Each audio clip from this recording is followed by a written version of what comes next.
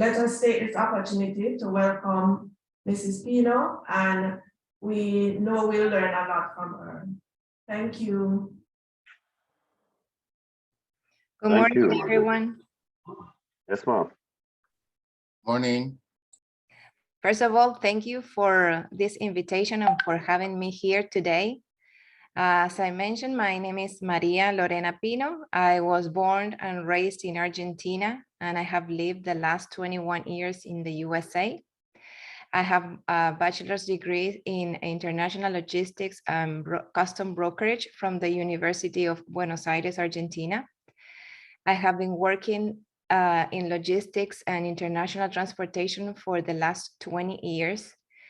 For 15 years, I've worked for a multinational company called Geodis Wilson here in Miami, supervising the air and ocean freight department.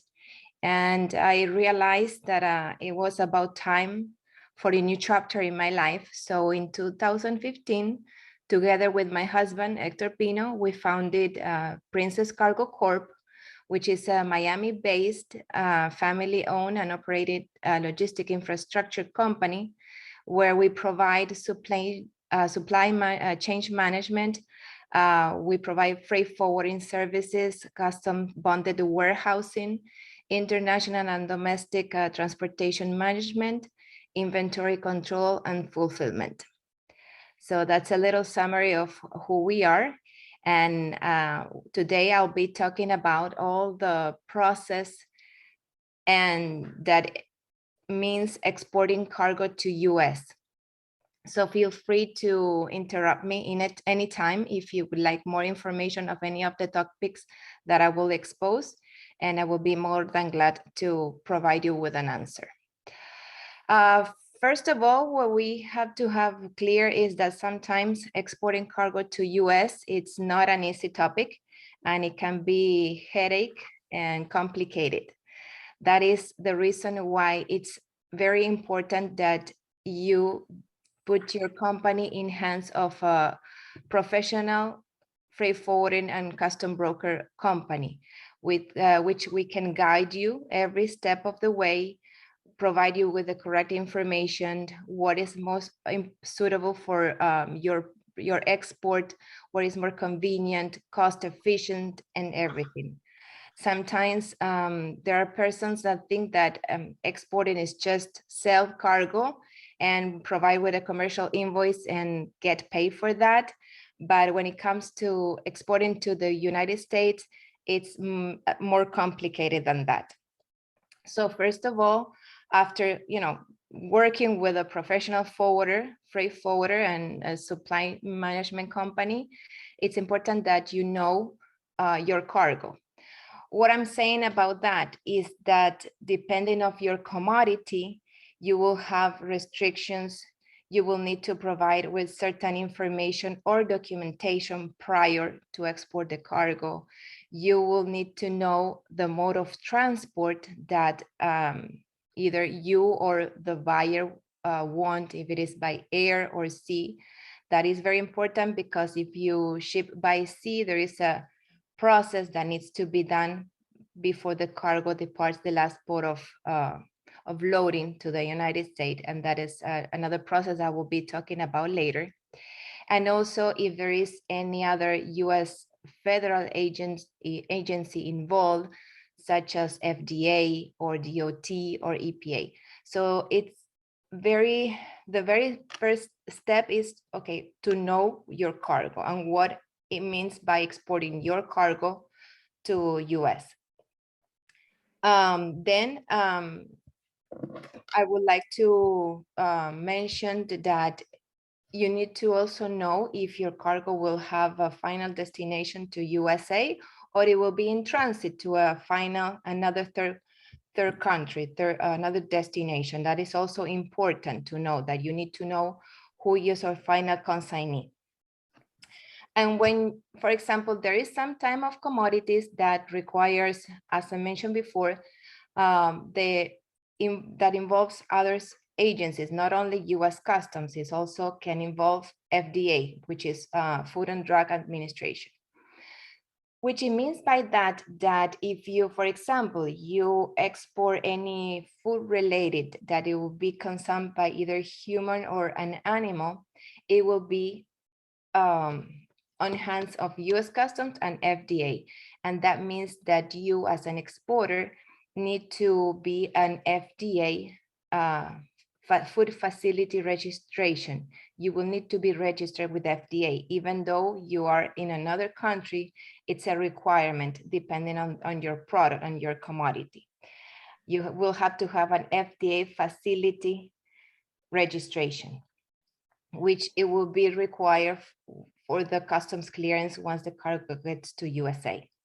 If you are exporting regular cargo, usually it's only US Customs who is involved in that process and that clearance process. When you ship cargo by ocean to USA, there is a filing that it needs to be done from 24 to 48 hours prior to sailing, which is called ISF, Importer Security Filing. That filing is done by a broker in US generally, but it could be done by anyone in the world, also by the shipper, but it usually is done by a broker here in US. And what US Customs wants to know is what cargo is coming by ocean. They want to know before the cargo sails from origin. Most of the cargo, like from 80 to 90% of the cargo that it's being shipped is being shipped by ocean, and between 10 and 15% is shipped by air. So most of the cargo is moved by ocean, and that filing is very important to be done prior of the sailing, because if you don't do it, it might be subject to a penalty or a violations, and we don't want to incur in that. Then another important thing is that you have all your documents in place, which means a commercial invoice, which mentions who is the buyer, who is the consignee in US. It has to be a company, registered company, or a US citizen, because that person or that company will be the importer of record at the time the cargo gets here and it's cleared. So the other thing that is needs to be in English, and as much as information you put into the commercial invoice, the less documentation you will be asked to provide later on. So if you want to add a country of origin, if you want to add the manufacturer of the cargo, if you want to add all the information that you can mention on the invoice, then it's better for everybody. As I said, it's not only it's not only selling your cargo and have a buyer in US. You can also sell to companies that can sell in the USA. And what I mean by that, for example, if you want to sell your cargo to Amazon, for example, you will need to have the cargo available and have an inventory available here in US. So in that is when it comes, when I can talk about a bonded warehouse here in US, which we own one. What is a bonded warehouse? A bonded warehouse is a facility that is approved and certified by US Customs to have cargo that have not been cleared and have not paid US import duties, but you can have it in US territory. And what is the privilege of the advantage of that is that you can have your freight ready to go and in US, and as soon as you have a seller or you have another company that want to buy your product, you clear and you pay your duties at that moment. But until that moment, you have 5 years to have your cargo in USA available for either export to a third country or to become domestic in US market. So that is also a good thing that most of companies that are buying, for example, from Asia, from China, Vietnam, or India, where the transit time is more than a month, they are using a lot of the use of the bonded warehouse. So they have their cargo available, and it could be here for 5 years, as I mentioned, and the inventory is available when they need it, but they don't have to clear or pay duties until the moment they find a seller. So that is a very good point that I want to mention, because not of all the companies overseas know about the scenario or working with the bonded warehouse. We have a bonded warehouse and we have a bonded trucks that we do all local transportation in Miami. We have 12,000 square footage warehouses located in Miami, 20 minutes from the Miami International Airport and 35 minutes from the Port of Miami and Port Everglades. And it's owned and operated by us. And where we offer all type of services to our customers, from warehousing, distribution, pick and pack, loading and unloading of containers, consolidations, import, custom clearance, everything. We try to offer to our customers a very customer-oriented service, and I think that is where we make the difference, when we can have a more close relationship with our customers and always be there to help if they have any questions, any doubt, because sometimes we think it's easy, but all the process and the times and the regulations are not easy, and that's why we are here for. So you can focus on getting more customers that wants to buy your product, and be in our hands. It will give you a peace of mind that from the moment that your buyers place the order with your company, we will take care of everything. We work with agents all over the world who are our partners and who can assist us either with the pickups in origin, all the customs clearance and export process, the documentations, and we continue with all the process once the car gets to US. Either if you need to clear it or if you need to segregate and ship it to a third country, either if you need to distribute it in different warehouses, we do all that. So that is basically who we are and the process of importing to US. Do you have any questions so far? All right. That was pretty detailed. So any questions from Ms. Pino? Yeah. Somebody has that. Yeah, morning, Yeah. Ms. Pino. Yeah, and I noticed that you said that the carrier can be held in the warehouse to a maximum of 5 years. Now, are there any warehouse fees that the shipper or the broker will have to pay for the keeping of the carrier in the warehouse? Obviously, that's a pretty long time, so I believe there may be some kind of warehouse fees. Can you explain to me? Of course. Yes. When you import cargo to a bonded warehouse, we need to do a clearance to US Customs. Just it's a different form from a clear custom for consumption. We let the customs know that your cargo arrived and it will be placed in our bonded warehouse, so they can come anytime they want and they can check documents against the actual cargo.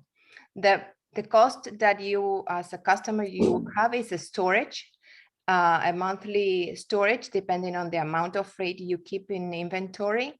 But until that moment that you decide to either clear the goods or export it to a third country, only the customs clearance and the storage is involved.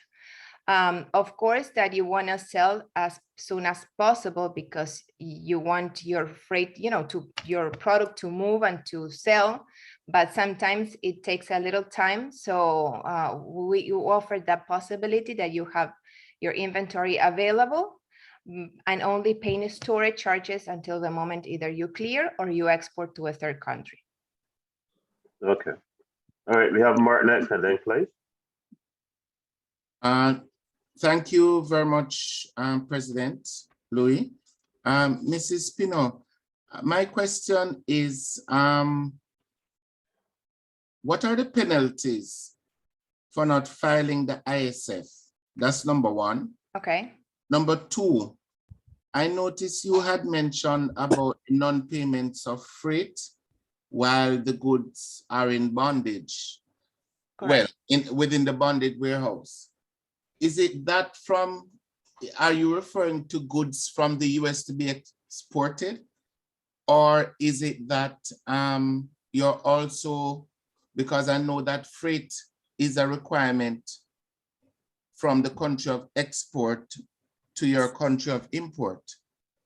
Or is it that the US has something in place that aligns itself with the various carriers, whereby because it is moving from Jamaica to the US into a bonded warehouse facility, the holding off of paying of the freight is something to which we can take advantage of until a buyer is being sought to take it out of the bondage warehouse. Am I understanding carefully?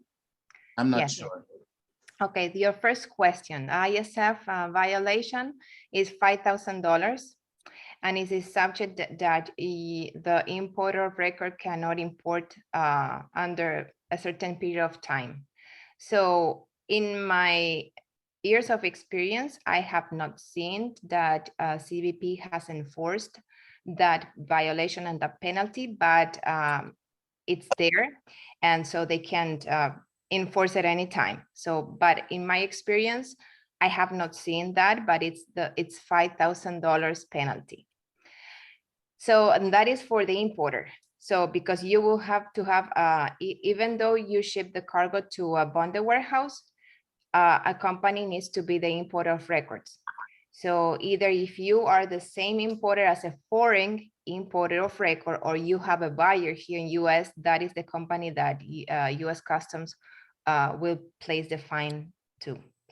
So about the bonded warehouse scenario, what is the benefit of having the cargo? You ship, for example, cargo from Jamaica to US, and you open your own company here in US. So you sell to yourself. For example, here you have your company in Jamaica and you open a company in US.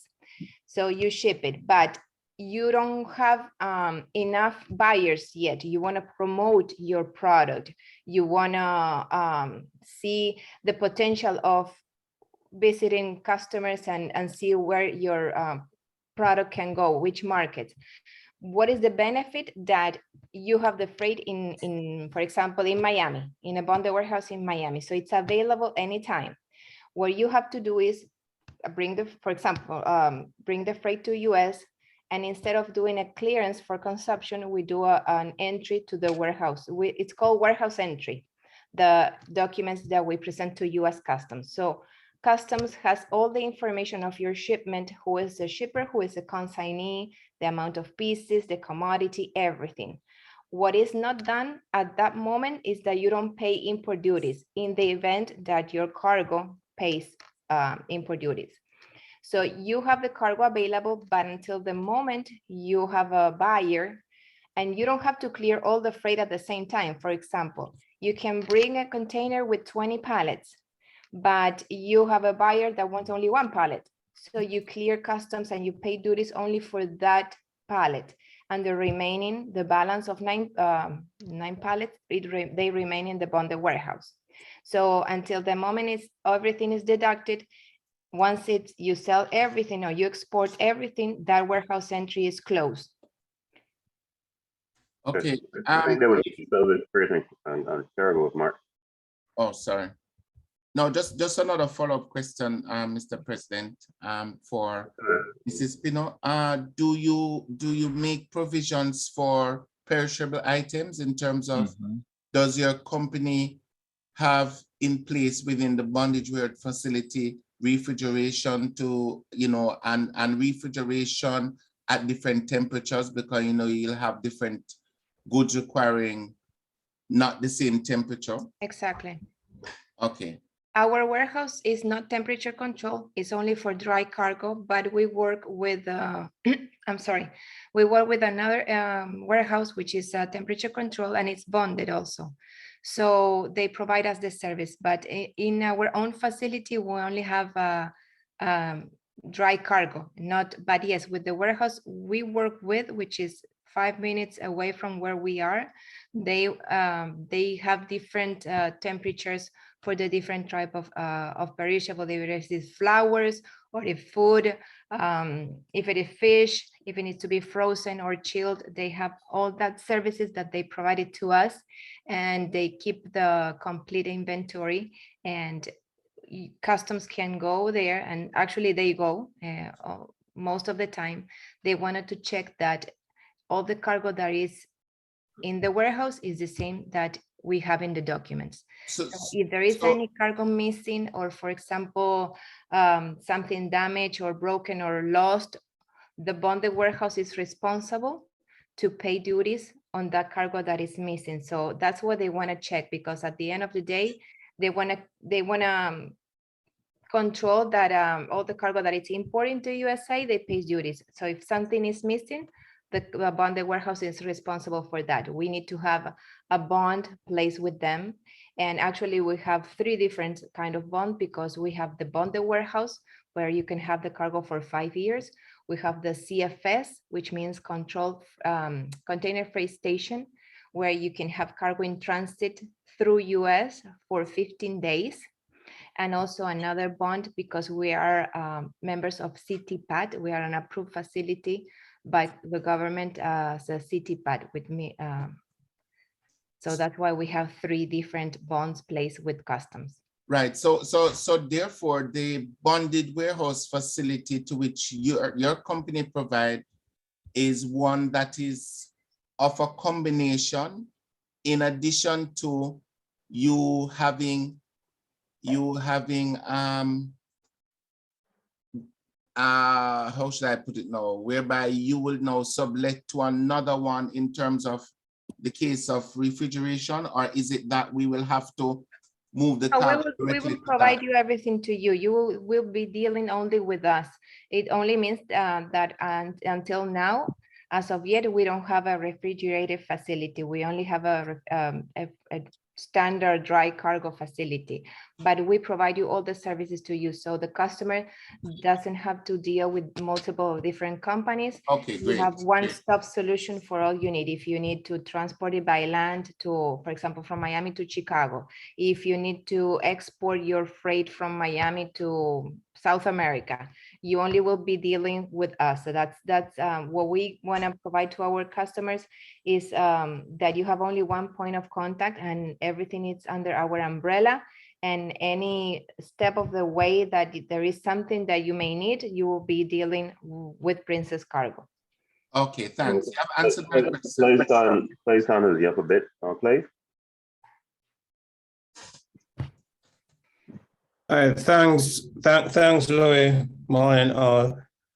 Right, Ms. Pino, thank you for an insightful presentation. I'm here in Jamaica, Okay. and ever so often, especially since this explosion in e-commerce, we will have clients that will call. So they are importing the cargo, some cargo out of usually China, but it passes through the US. So it may be electronic items, sometimes it may be automotive parts. In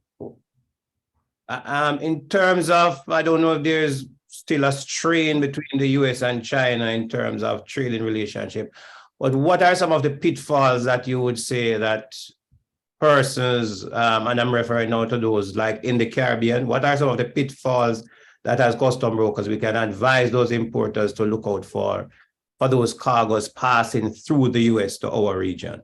Yes, it's important that we are all aware that even though the cargo is passing through the United States, when it touches US land, the custom has authority to inspect and to do whatever they want with the cargo in terms of investigations, instead of checking the freight and checking the documents, seizing the cargo if they think that is the thing to do.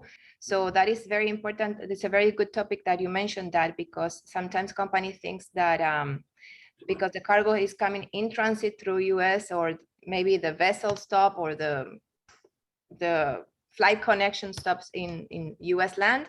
Once it's here, it's under their jurisdiction. So they can check anything they might want to do. For cargo that is shipped by ocean, if it touch US territory, the ISF filing needs to be done, even though the final destination is, for example, Jamaica.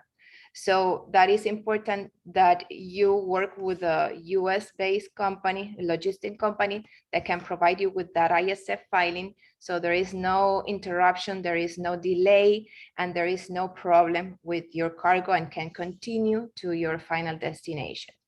And in terms with the air freight is the same.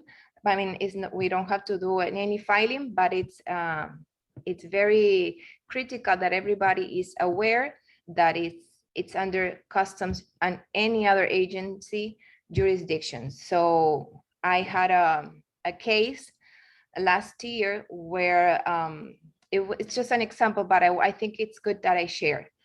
The cargo was coming, it was going from Guatemala to Honduras, and it was fentanyl that it was used for in a hospital. But because there was a storm, a bad weather situation, the aircraft had to reschedule and they land just for refuel in Houston.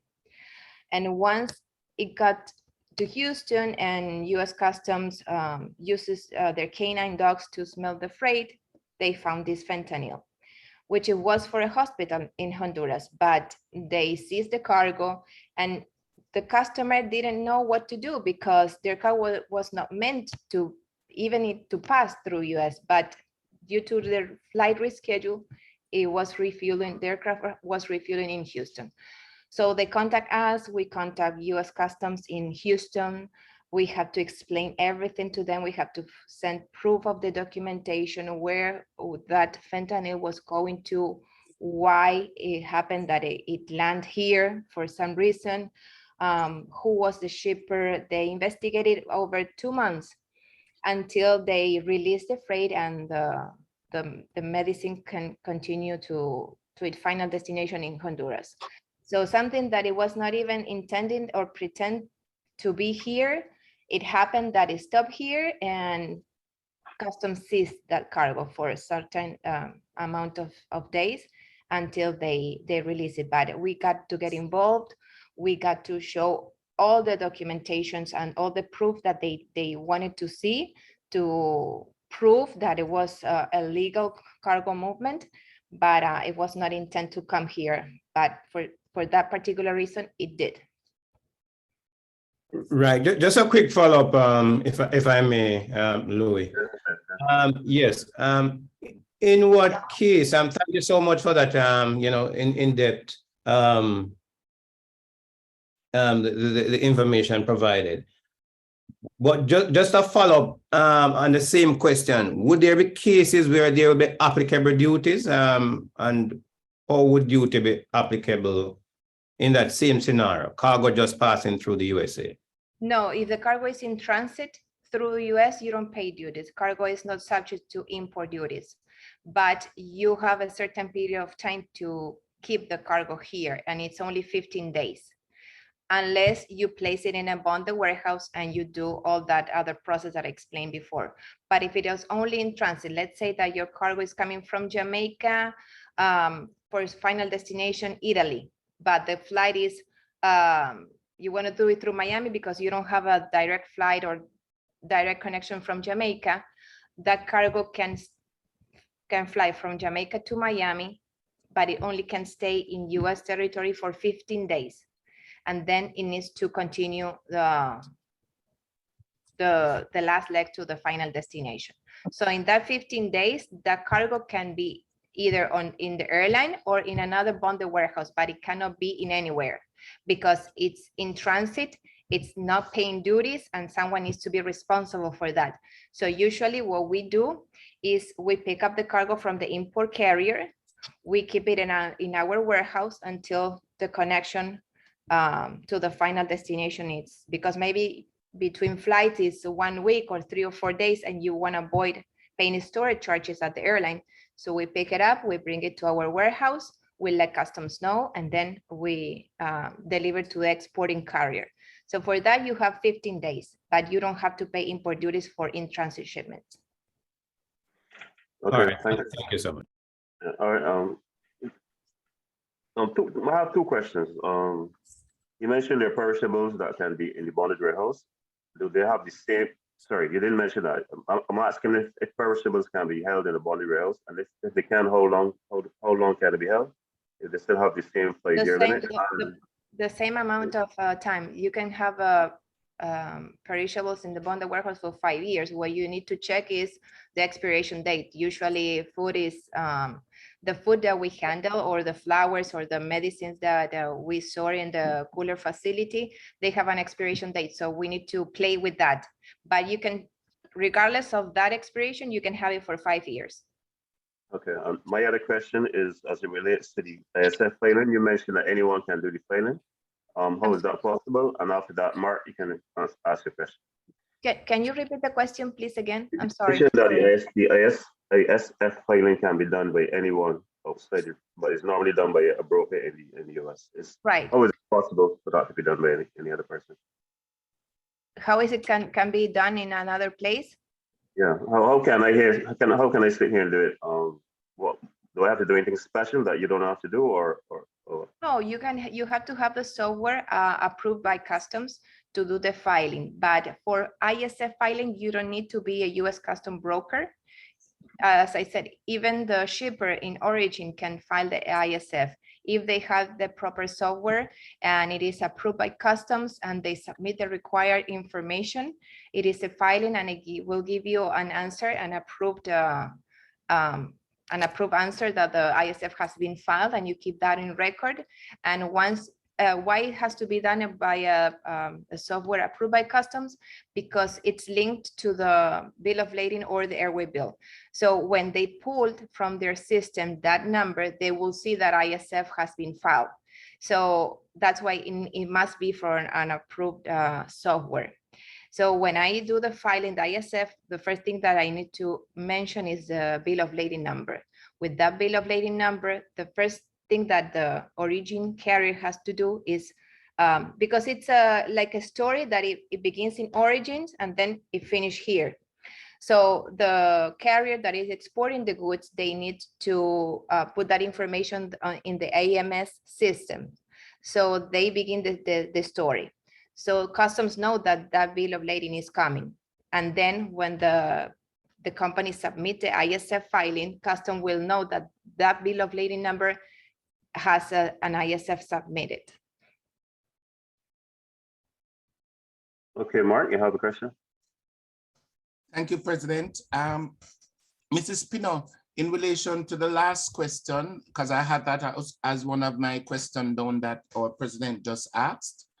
I have never had the experience or never been told by any of our main carriers here in Jamaica that the ISF form can be done by me.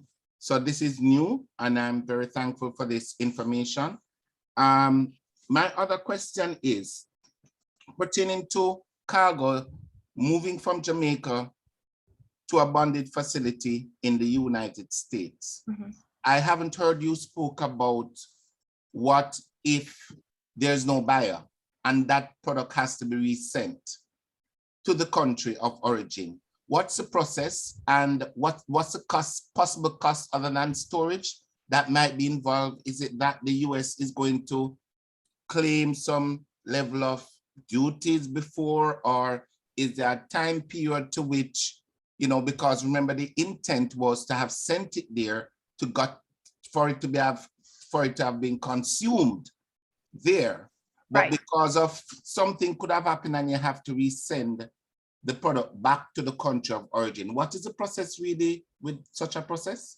Okay, if you already have the cargo in the bonded warehouse and you need to send it back to the country of origin, what we do, it's a 7512, which is an in-transit document where we let customs know that the cargo that has been entered to the bonded warehouse, it needs to be exported back to the country of origin for whatever reason, and we do an in-transit shipment. The cargo will need to be transported in a bonded truck to either the airport or the carrier. the ocean export carrier, and it will be exported back to the country of origin.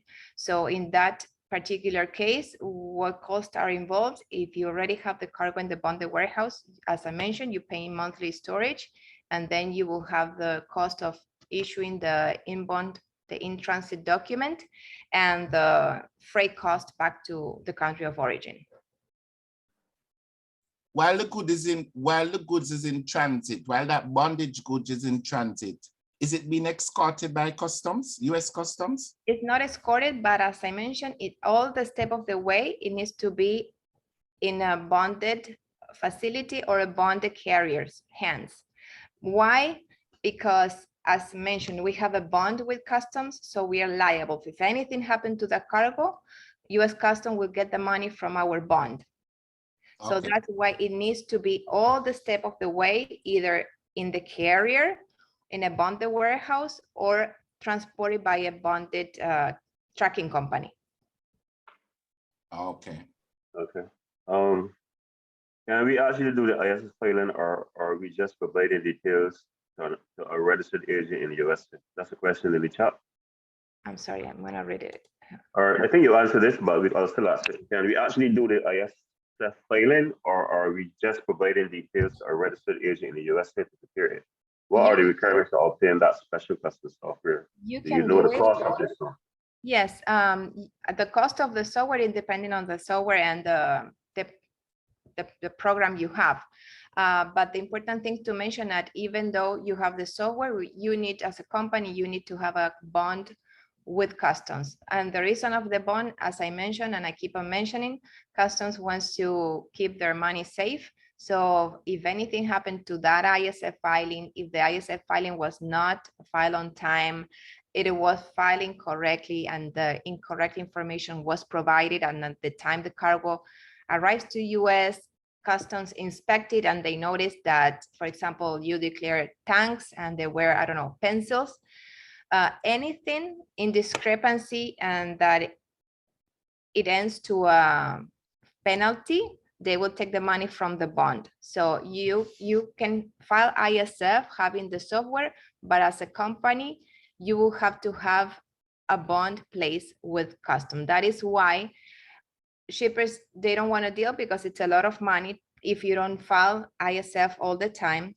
they prefer hire a company US that we do that all the time. So we have the bond in place, we have the software in place, and that is something that we daily we do. So it's faster, easier, and much less cheaper than having the software and having the bond with customs. That's The already cost put of to the software, the cost of the software Well, can be between 500, 1,100, 1,500 per month. It will depend on the software, and it will depend on the amount of filings that you do in a month. And the bond usually is $50,000 bond with US Customs, and for that you have to have a with a surety here in US.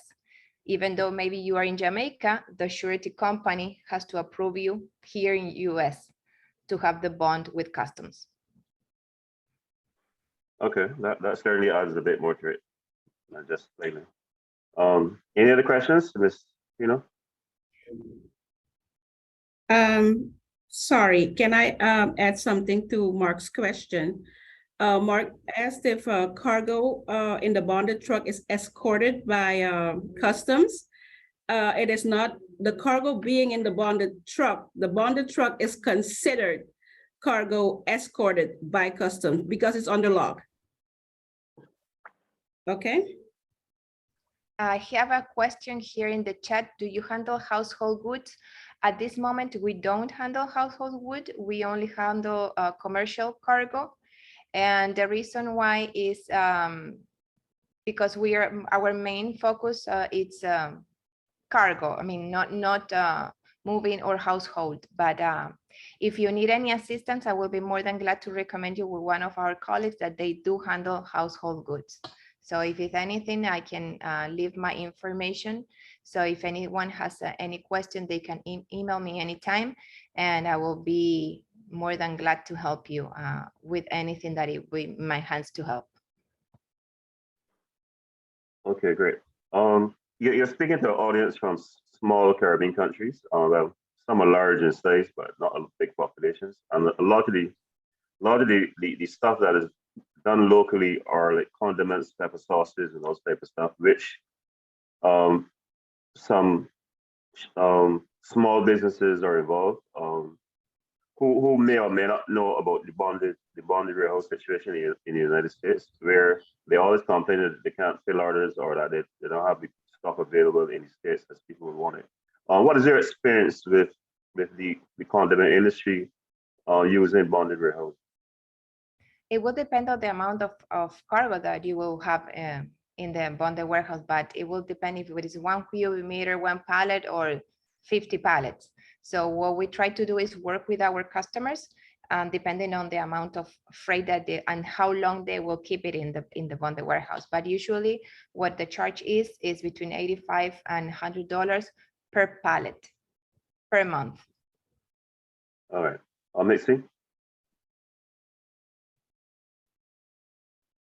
Yes, yes, Mr. President, morning again, Lorena. I need The to. question for you, I understand, as it relates to the bond, I know we're speaking generally, but is it the same bond that is applied, or can you explain to us the bond that is applied for imports? It could be a single user bond or an annual bond, and obviously the fees that relates to it.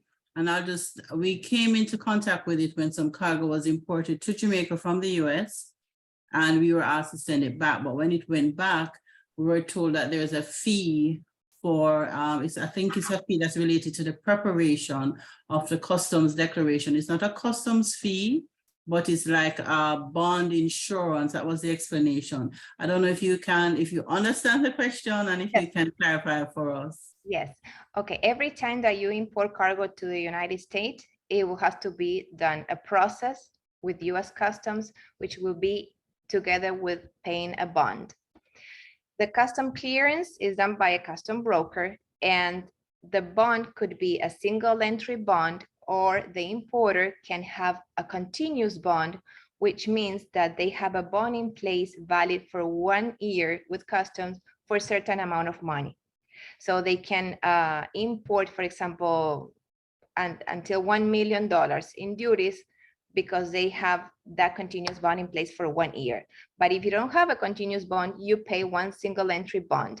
The single entry bond, it will depending on the commodity of the cargo. But if it is only regular dry cargo that it doesn't require any FDA or EPA filing, it's usually a percentage amount of the commercial value, with a minimum between $65 and $75 per single entry bond. But if that commodity requires FDA filing, that single entry bond is 3 times of the value. So it will depend exactly on the kind of cargo that you are bringing to US. But usually when it's, for example, cargo that it's a US goods that goes to a country and then they're returning their US good, it's only the customs clearing that needs to be done. US good returns, they don't pay duties if they weren't not out of the country for more than 3 years. And if you have all the backups and the documentation that when the cargo was exported, is duty free. So Okay. only the customs clearance needs to be done in that case. Usually you don't need to pay a bond, but it depends on the commodity. It could be a minimum of between $65 and $75 per single entry bond. So are you saying then that cargo, when the cargo was exported from US, it was so it came out temporarily, went back in, and so I should not be asked to pay a single bond or a continuous bond for that product? It shouldn't. You only pay for the custom clearance, but as the cargo is US goods return, you only file the customs clearance with custom, but it shouldn't be, unless if there is any provision, something very specific to the commodity, the custom will require a bond. And for the bond, I have a question, is it reimbursed? No, it is not. Right, What thank you. it can be reimbursed, but that is something that it pertains to the importer. For example, if the importer brings freight from, let's say, China, that now we have the regular import rate, and for most of the commodities, the 25% rate. And that cargo will be exported in a certain amount of time from the import date. They can get their duties reimbursed, but it's something that it concerns to the importer here in US, not to the exporter. But that is the only case where you get money back. If you bring a cargo, you pay duties, but that cargo then is exported to another country and you have proof of all that, you file a process with customs and you get your duties that you pay back. All right, we have a question in the chat, and then we have Mark on play. Is it possible to distribute a list of the requirements and frequently asked questions? So unless there's some website you can point us to, this is a question for the Oh, yes, future. I can send an email with a summary of all that I have been exposed. I mean, I exposed. I have no problem with that. I can send it to you. And as I said, any question, because sometimes questions appear along the way, and maybe it will happen that you have a particular case and you have a question, you can feel free to contact me. Okay. Mark, you have a question? Yes, it's kind of a question / suggestion. Mrs. Pino, you know that we are a part of CACUB, right? Right. And CACUB represents, you know, those small territories within the Caribbean. And is it possible that CACUB could look towards your assistance in, and this is in relation to the ISF, doing the ISF? I mean, if through you could get authorization from customs. I will be honored to help you with that. And then now, is it possible that via CACUB, having that such an authorization that any of its member state can go through CACUB? I mean, of course, a little fee being attached, and they can do the ISF form through CACUB just to kind of make it easier, because for everybody to do it individually, it might be time consuming. Of course, yes. So I'm just asking, and I mean, it's a suggestion to Mr. President. I'm just looking at it that, you know, maybe if CACUB could get on board through that means and then advertise to all its members that we can go through the channel of CACUB to get the necessary, you know, permits and stuff for the US exporting, and it could be an income generating exercise for CACUB. But as I said, it's just a question. I don't know if it can be entertained. As I mentioned, I will be more than honored to assist you with anything that you may need from me and from our company. Of course, for us, as I mentioned, it's a daily process that we do, and we want to take that headache out of the shippers so they can, as I mentioned, focus on getting more business, and we take care of that. All I need is the information of your shipment. If you have a commercial invoice to see the product, if you already have it classified and you have an HTS code, even better, because I can search it up and I can tell you from the scratch, what would you need to import that commodity into US? In the event that it will require the involvement of other agency, we will guide you if you need to, how you can get your company registered with FDA. For example, if you are a cosmetic manufacturer and you want to sell it to US, well, you need to be FDA registered, and we can help you with all that process as well until you get your registration and you're able to sell your merchandise in US.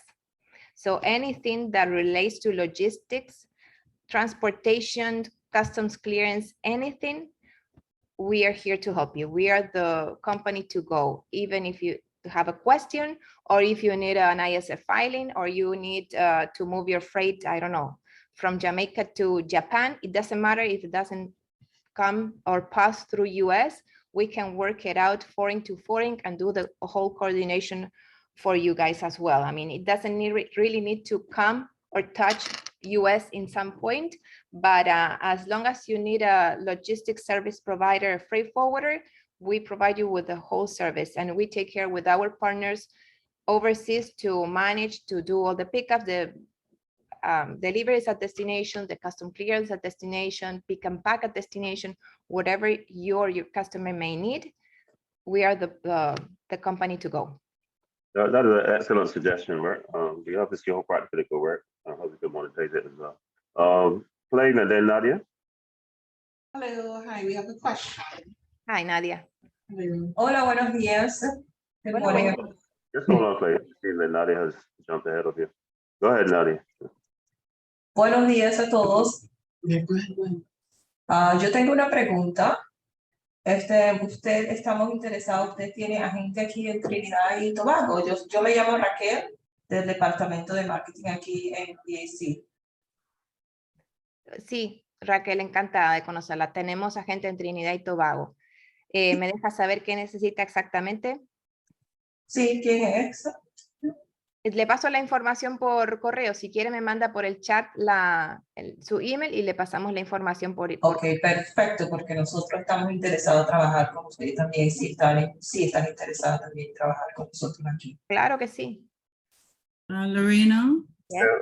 is it possible that you could repeat the question and the response for us? Of course, Nadia was asking if we work with an agent in Trinidad and Tobago because she is needing an agent there.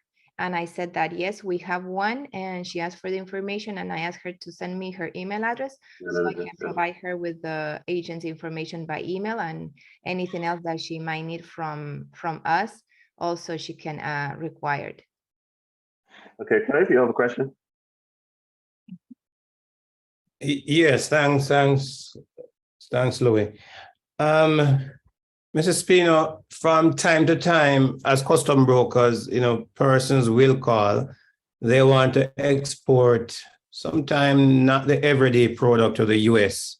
I've had persons calling about like Irish moss. I think this is a weed which is taken from the sea. They may call about fruits, usually mangoes or oranges. And, I've had persons calling about patties going into the US. So oftentimes I know the requirement on our end, but I don't know the requirement in the US. So is there a trade information portal that I can direct them, or do I ask them to contact Princess Cargo? How would I best advise them to get that information on that end? My suggestion is that you send our information, because if I give you all the website that they need to research, they would be like crazy trying to find the answers they need. So I would suggest just provide our information, and depending on the commodity, all those commodities that you have mentioned require FDA filing. Means that all those manufacturer, producer, where the cargo is being stored, packed, they need to be FDA approved facilities.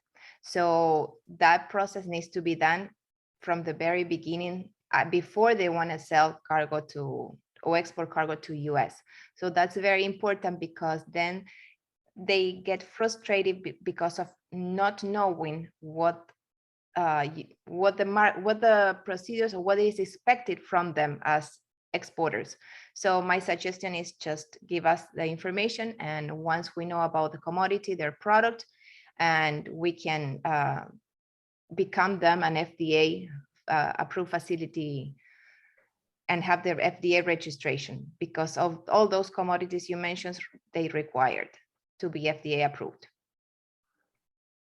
Okay, great. Thanks for that. No problem. Okay, any other questions for Ms. Spino?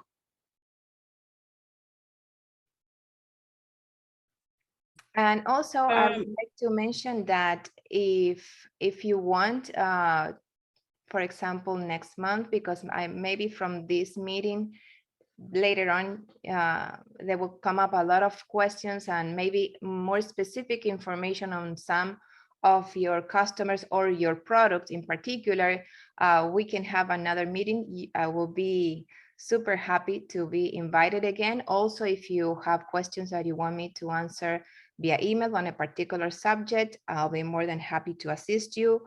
Anything that it's related to international market or logistics or transportations, I would like that you can think on Princess Cargo as your partner, your agent, or your peace of mind service provider. Okay, I think our hour is up. We asked for an hour, we got an hour. Mark, can you come in here, please? Hello? Oh, Arthur, you were asking something? Yes, Sorry. yes. I was saying, in regards to FDA and agriculture, if they're, like Lorena was saying, maybe next month, if she's invited again, or if there are more questions, if we can be specific on which products there's a big demand on for exports, so we can look up the information, or she can look up the information and have all those things ready. If they're very specific questions, we can be detailed in the answers. Great. Okay. Okay, thanks. We'll discuss that at the committee level, because from the top of my brain, I'm thinking that I should invite local manufacturers or agriculturalists from my own country here to join us next time. And I guess the others may or may not want to do the same. All right. All right. Mark? Thank you, Mr. President. Mrs. Pino, I want to say thanks on behalf of the Caribbean Association of Custom Brokers and all of us here and those who participated. It was very informative. It was very enlightening. And as you have said, you know, thanks too for making provision should there be more questions. You know, I am very delightful having been here, because at least now I have some answers to some of my burning questions. And I want to take the time out to thank CACUB for having created this information, this medium by which we could gain more insight as to, you know, how do we actually can do international exporting and the whole, you know, because, you know, sometimes we tend to want to think that there's a lot of red tapes, and we're very happy that your company is willing to assist us in that regard. I want to thank you so much for your presentation today, and I want to wish you and your team all the best. Thank you very much. It was an honor to be invited, and I hope that I'll be invited in the near future. And thank you, Mr. President Lewis. Very nice to meet you, Mitzi, and all the participants for taking the time and being in this presentation today. Thanks everyone for coming. Today we got over 50 persons, so that was great. The information was new, lots of new information that I got, as a matter of fact, and I hope it was enlightening for you as well. We're gonna have another information about next month. It may or may not be on a similar topic, but we'll have Ms. Pino for sure, if not next time, soon in the near future. Thank you again, Ms. Pino, and your husband for allowing you to join us here, I think. Thank you. Thanks, Eartha, for organizing and doing what you said you wouldn't do, but back up whatever we were doing here. Thank you. Thank you again. And thanks everyone. Everybody have a pleasant day and a wonderful rest of the week. Thank you. Have a great Thanks, day. you too. Thanks. You're most welcome. Have a good one. Thank you.